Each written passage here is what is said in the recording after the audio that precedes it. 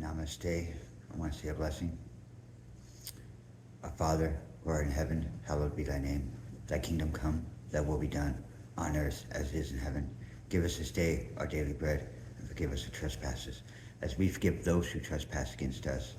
And lead us not into temptations, but deliver us from evil. Thy is the kingdom, and the power, and the glory, forever and ever and ever. Amen.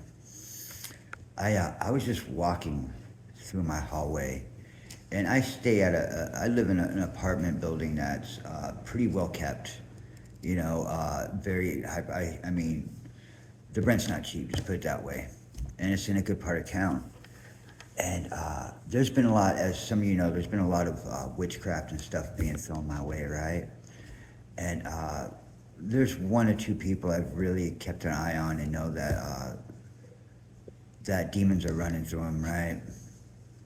So being clairsentient, you can smell. It's like I was walking through my hallway to get to my door, and it smelled like death. Like it smelled like literally a rotting corpse. And then I realized who had just walked by me just earlier, and this person lives in an apartment building. They shouldn't be able to shower before they got up to work. What it was is they've been working with, you want to watch out for this, guys. I'm just trying to tell you this. If you ever smell something that just smelled like a dead cat and you can't figure it out, like usually you can smell a demon or someone who's been enveloped by a demon or has been working with the dark arts, like they call it necromancy for a reason, right? Working with demons, well, that's one of the biggest things. You'll smell it, and it'll be putrid, it'll be rancid. It'll smell like they haven't showered for 2 weeks, changed their underwear, and wore the same socks while they jogged 5 miles a day. Not just that, but it'll smell like dirty diapers on top. It'll smell like rotting skin and rotting flesh. Just be aware of that. That's when you really know that there's demons around you, or people who are being controlled by demons that have gotten past the point where their light has met the dark, and you can just pray for their soul, hoping that they can make it back. It's almost like you ever watched that show Supernatural. It came out in the early 2000s.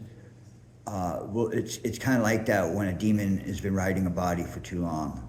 It's almost like that. It's like when the demon leaves the body, are they going to still be there or not? Or are they just going to be an empty soul or empty vessel? So watch for that right now. I really feel like some people need to hear this and be able to identify. It's not just your nasal passage going on, or you, or everybody around you. And even if you're in the room and everybody looks like they've showered, that is a big warning sign. And it's not their shoes, it's that a demon's been riding them, and they're at the point where they can no longer hide it. You get what I'm saying? Yeah, just know, and I hope everybody had great rest last night. I did. I woke up, did my prayers, and I just acknowledge God when you wake up in the morning.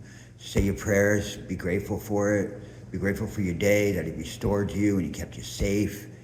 And it gets you ready. It gets you ready for the day. And I was able to wake up earlier than I usually do, which is awesome.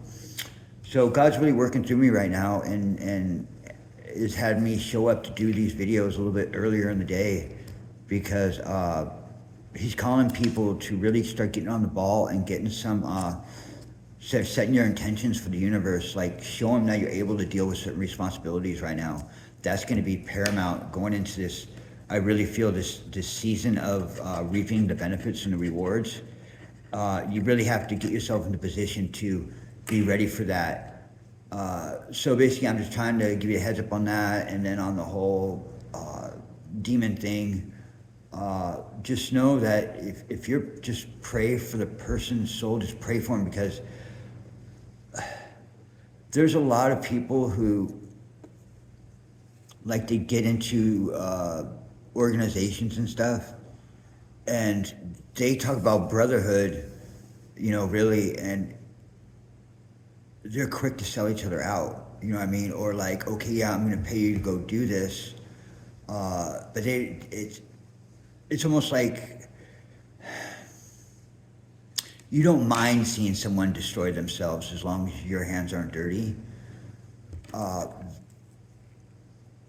I don't see how people can do that. How somebody could like, okay, yeah, they're making money and that's their job to do witchcraft and to hurt people, and I don't get that, guys. I really don't. In this day and age, when you can start an e-com business and dedicate 1/3 the time you would doing witchcraft on someone and make millions. I mean, there was a 15-year-old girl that made $100,000 in her first 6 months of an e-com store. But yet you want to, like, that's why it really hurts me to know that people are throwing away their souls, throwing away their essence, right, for a little bit of change in their pocket because they've dedicated their lives to this skill and this craft that it's at the heart of it, it's not meant to hurt people. You know what I mean? It's not. It's almost giving yourself enough rope to hang yourself with, right?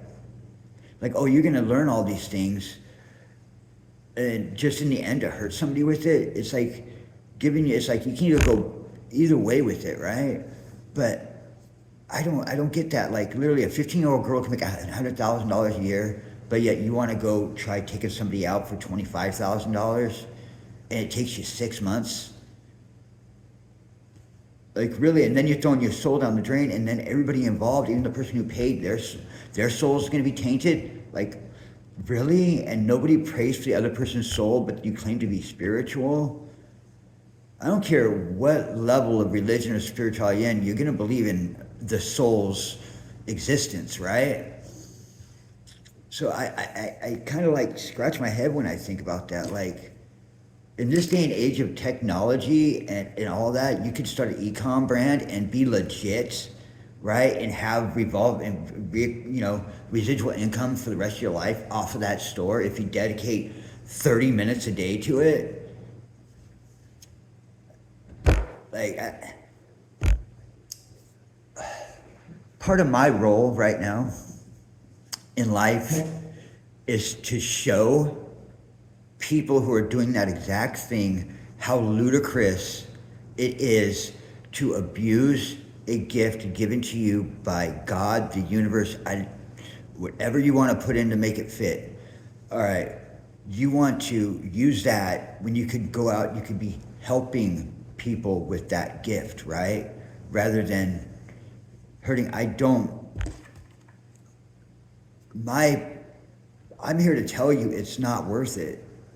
Literally, like you could pay $27 for a class to learn how to start an e-com business, $15 for the e-com store being built, and then all you got to do is pay for the drop shipping, and you have a freaking store, and then you got to spend a little time, networking it, right?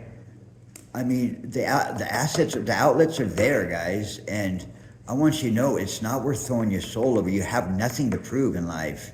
That's where your ego and your pride, and you're going to be detached from God by doing that. You're going to be running on demon time by doing that constantly. Don't you want to live just imagine this, waking up, doing your prayers, right? You get up, you make a video, or you get up, you check your bank account. Oh, I got $5,000 in there because I sold 6 items yesterday. I made money while I was sleeping. You get up and then you do some art, or you spend time with your animal. You plan a trip to go to like Scotland or something, right? Don't you want to be able to do that rather than having to watch your back and be startled in the middle of the night, people intruding into your dreams and you having to smell like rancid demons? Like, don't you want better than that? Don't you want to like have a quality of life instead of the quantity when in essence, if you're doing God's work, you're going to get both a quality and a quantity of life. That's a given, dude. That is a given in life. Like, I'm in my 40s. You know how much stuff has been bombarded at me since infancy before I could even speak a word, dude. And because I gave myself to God and I told myself, I'm going to do your work, Father. I'm going to do my Father's will. My quality of life has skyrocketed, and it's given me a quantity of life because now I can start budgeting, or not budgeting, but filling in the gaps of my life and receiving all I've lost. Right? Don't you want that? I want that for you. I want you to be a saved soul. I want you to be able to walk in happiness and know that your children are not going to be cursed. Your great-grandchildren are not going to be cursed. You know what I mean? That stuff is legit. If you believe in witchcraft and all that, you know curses exist. You don't think that you're not going to taint your bloodline to the point where it's curse after curse, and your great-grandchildren is on a shelter in a mat, paying back your karma, being attacked and violated and gang stalked and all that because you chose to make some bad moves in your fucking 20s and 30s, when you're sent here to protect, guide, and nurture your children. That's what we were put on this earth. We are innately programmed that way when we have kids, to want to raise them, nurture them, to want the best life for them. If not, you're running on demon time, and you're like, you've been programmed by Mr. Smith. But no, we are programmed like that. Any natural childbearing woman and loving, consenting father is going to want to do that. Isn't that like, don't you want that for you and your children and your grandchildren? Like for instance, right? My daughter, right? I didn't know much about her mom, right? When we hooked up and all that, and kind of found out when she was pregnant. Well, when she gave birth, I was, I went there and was, she was born on the way to the hospital in an ambulance. So I showed up just after she was born, and I held her, and her grandmother was there, and she says, our bloodlines, we've only had girls for the last 5 generations. All the women and all the men have only been able to produce girls. And it didn't dawn on me too much. I wasn't in my awakening process, right? I didn't tie it all together. But doesn't that kind of sound like a curse?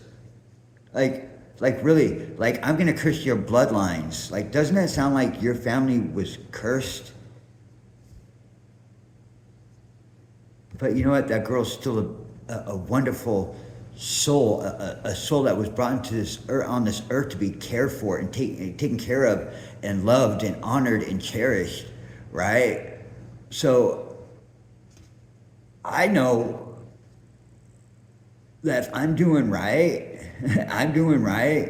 that I probably gave her a chance to have a boy. That's how you break curses. That's how you break generational curses, right? Is that you do exactly what is right, because it's the right thing to do, with wanting nothing in return besides leaving the scenario better than when you came.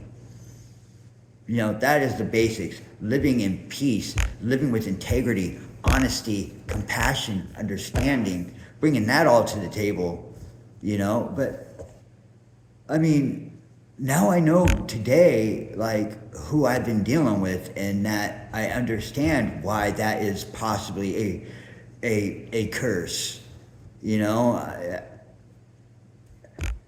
you want that? Like, men out there, do you want to know that your bloodline down the road is going to be nothing but girls, and there's going to be no family name carried on by men? Do you want that? I know most men are not programmed like that they want boys, or they want to know that there will be a man 2 generations down the road rather than 5 generations of girls, right? I don't know. That's just an interesting morning. Somebody really needs to just like not watch your back, but just pay attention to that. When you start smelling that, it's not trash. It's your clear audio or clear sentience coming into play. That means you're getting gifts from the universe to help protect you in your ways. That's why people get clear sentience, to help prevent them from getting like poisoned, prevent them from demons attacking them, know when they're down the block and stuff like that. It's to better prepare the chosen ones, or God's warriors, the ones that believe in the fullest in God and that the demons want to take them out the most, basically. That's part of it, guys. There's a lot of reasons why, you made sacrifices, and now you've gotten to another level where you're more on the radar, so you need more protection. That's what that is. When you start getting those different gifts, and it's rough at first to know they're there, and it's a little off-putting, but I assure you that it's all for a purpose and for a reason, and you can harness it. Like, I have smelt food before I went to go eat it, and there was blood in the food.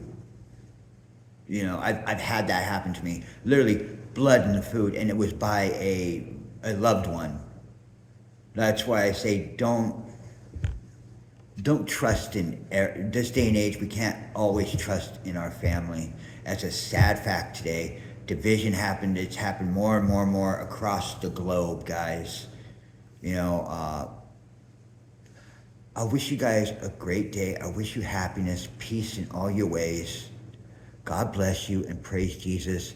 Pick up a Bible today, read a passage, or download it and listen to it. I'm probably going to get off right now and go read a passage, just to show you that I lead by example. All right, guys, take care, and I hope this finds you in kind. All right, guys, bye.